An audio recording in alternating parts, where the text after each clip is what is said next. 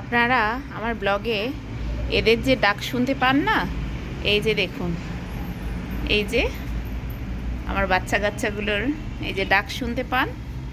আর তাদের ঘরে দুটো নতুন অতিথি এসছে। এই দেখুন, এই যে দেখুন, দুটো ছোট ছোট নতুন অতিথি। এই যে, ওরে বাবারে, দুটো ছোট অতিথি এসেছে, আরও আসবে। আরও 3টে হাঁড়িতে ওরা ডিম দিয়েছে, তা দিচ্ছে। ওরা যখন ফুটবে আবার দেখাবো সেটা আপনাদেরকে। এত ছোট ছোটাছুটি করে ওই যে পড়ে যাচ্ছে বারবার। এই যে,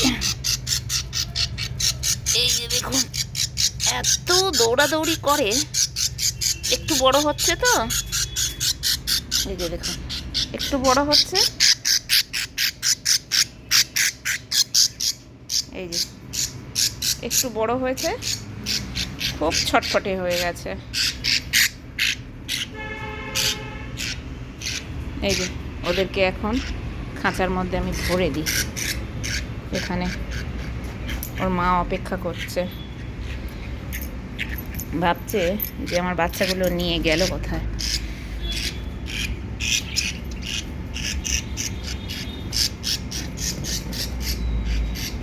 একটা ছোট ভরে দিলাম, আর একটা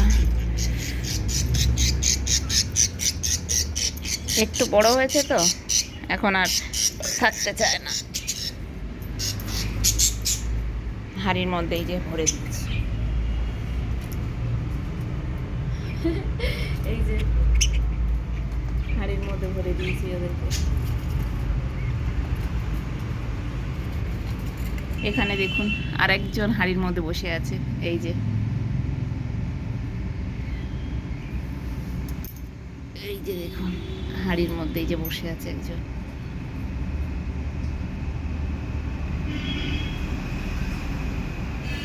আর এখানে দেখুন এই যে হাঁড়ির মধ্যে এই সাদা পাখিটা ডিম দিয়েছে, আবার কবে বাচ্চা ফোটায় দেখা যাক। এই যে হাঁড়ির মধ্যে অনেকগুলো ডিম রয়েছে, চলুন আপনাদেরকে দেখাই কতগুলো ডিম দিয়েছে।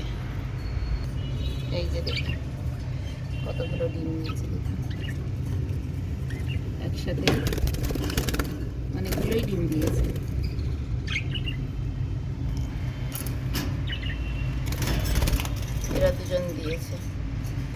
এরা দুজন দিয়েছে ডিমটা।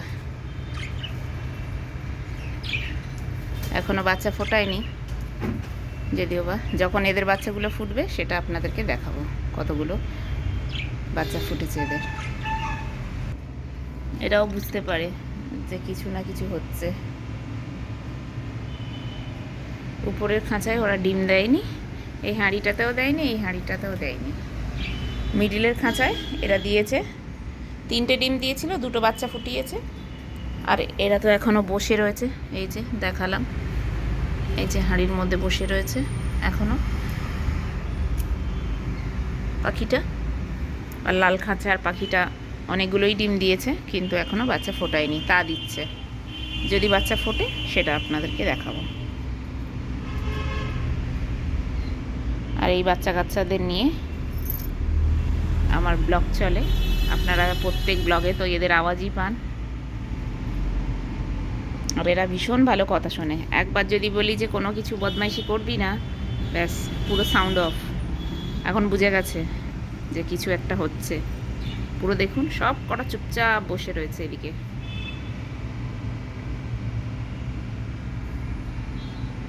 এখানে দেখুন লাল খাঁচার পাখিটা, সাদা পাখিটা এই যে চলে গেছে এখানে। এই যে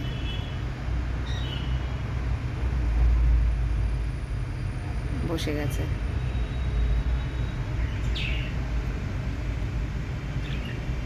ভিতরে এখন বসে বসে তা দিচ্ছে।